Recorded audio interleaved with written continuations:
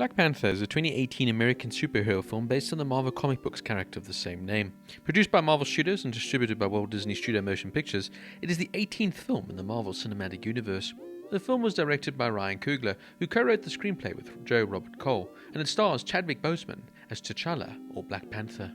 In Black Panther, T'Challa is crowned king of Wakanda following his father's death, but is challenged by Killmonger, played here by Michael B. Jordan, who plans to abandon the country's isolationist policies and begin a global revolution.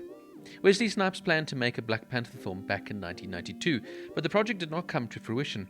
In September 2005, Marvel Studios listed Black Panther film as one of the 10 films based on Marvel characters intended to be distributed by Paramount Pictures.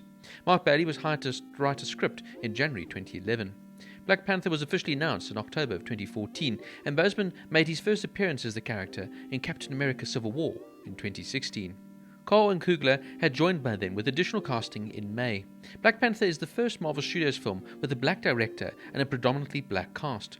The principal photography took place from January to April 2017 at EUE or Screen Gem Studios in Atlanta metropolitan area and in Busan, South Korea. Black Panther premiered in Los Angeles on January 29, 2018 and was released theatrically in the United States on February 16th as part of Phase 3 of the MCU. Critics praised this direction, writing, acting, particularly that of Boseman, Jordan and Wright, costume design, production values and the soundtrack, but some criticized the computer-generated visual effects. Many critics considered the film to be one of the best in the MCU and was also noted for its cultural significance. Organizations such as the National Board of Review and the American Film Institute named Black Panther as one of the top 10 films of 2018. It grossed over $1.3 billion worldwide and broke numerous box office records, becoming the highest-grossing film directed by a black filmmaker and the 9th highest-grossing film of all time, the 3rd highest-grossing film in the United States and Canada, and the 2nd highest-grossing film of 2018. The film was nominated for 7 Academy Awards at the 91st Academy Awards, winning 3 and received numerous other accolades. Black Panther is the first superhero film to receive a Best Picture nomination and the first MCU film to win several categories. A sequel, Black Panther Wakanda Forever, is scheduled to be released on November 11th, 2022, while a television series set in Wakanda is in development for Disney+. The cast includes Chadwick Boseman as T'Challa, or Black Panther, the king of the African nation of Wakanda, who gains enhanced strength by ingesting the heart-shaped herb. He ascends to the throne following the death of his father, T'Chaka, in Captain America Civil War in 2016. Boseman called T'Challa an anti-hero who is very much aware of his responsibility as the leader of Wakanda.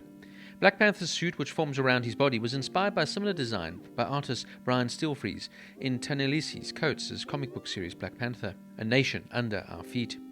For his Wakandian accent, Boseman worked with the same dialect coach that he had for Message from the King in 2016, and worked with Maurice Crump to stay in shape between Civil War and Black Panther.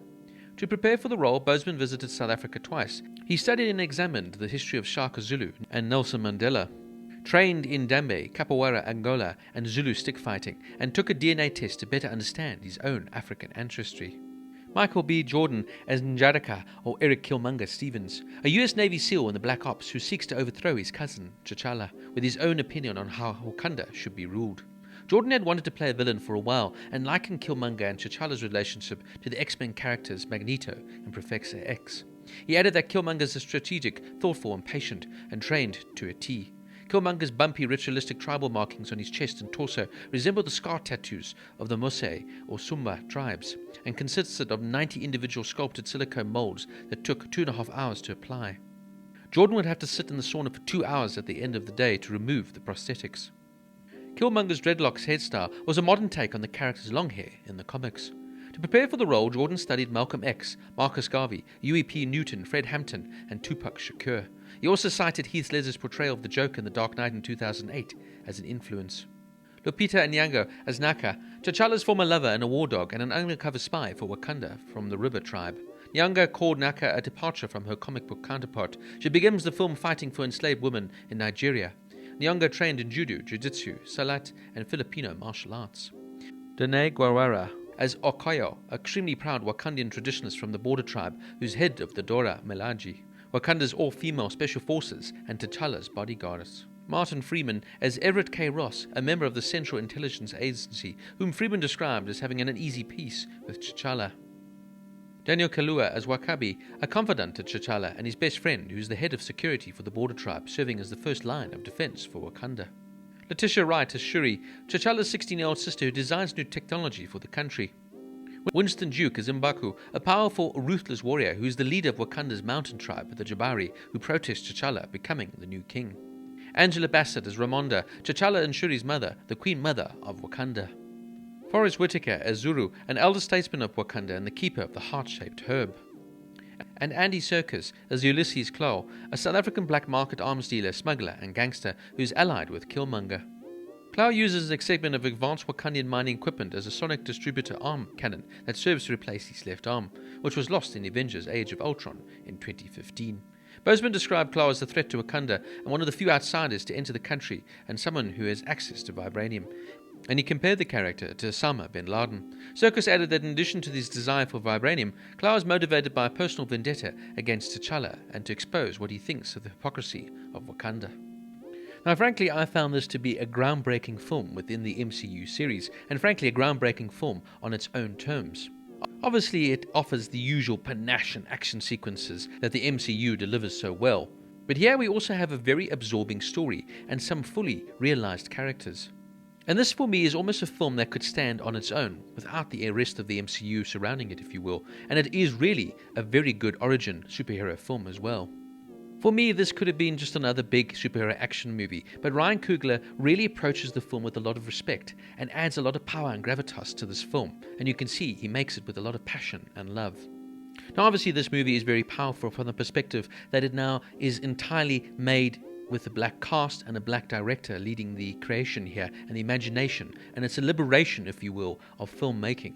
I particularly love the strong themes throughout the film, namely the exploration of what wealthy countries owe to the poor ones and the oppressed. Also the ideas of touching on premises of isolationism, revolution and cultures of repression. It's fair to say this is probably the most political movie Marvel Studios has ever produced, as it raises so many questions within the story itself.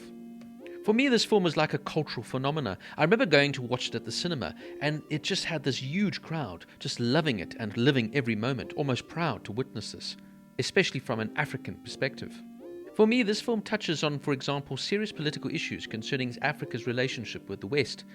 The Wakandans here are portrayed as suspicious towards outsiders, and the end of colonialism did not necessarily end Western tampering in African politics. And albeit fictional, Wakanda represents Africa without Western colonization, and the character here of Killmonger now represents the sort of colonizer from the West, trying to exploit his country's natural resources. But in the same way, Wakanda's conservative nature also creates the same problem that could eventually destroy them. Some, though, have said that Wakanda plays into the elitist aspects of Western culture, and that Wakanda now is basically replicating exactly what's happened in Europe and America. And rather than being a proudly African state, it relies on feudal systems where only the rich and powerful can rule. It's an interesting argument to make, but I kind of looked at Wakanda in a sort of positive light, as a sort of utopia, a hope, with a hero for the people rather than for himself. Chadwick Boseman here is absolutely perfect as T'Challa, and he couldn't have been better cast in the role. He brings such a huge presence to the role and adds so many more layers to this already complicated character. Once again, the Marvel casting is on point, and I'm just so sorry that Chadwick Boseman couldn't explore the character even further after his untimely death. Michael B. Jordan also delivers a fantastic performance here as the main antagonist Killmonger. He's a perfect adversary for Chadwick's Black Panther.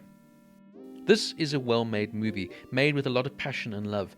And of course, for as many people that will love it for its cultural significance, fantastic acting, and good story, there of course will be the people that didn't understand it and don't get its true meaning within the world of cinema. At the end of the day, though, of course, it is a superhero movie. It is fantasy. It is fiction. But boy, it does have cultural resonance. Black Panther gets an 8.5 out of 10.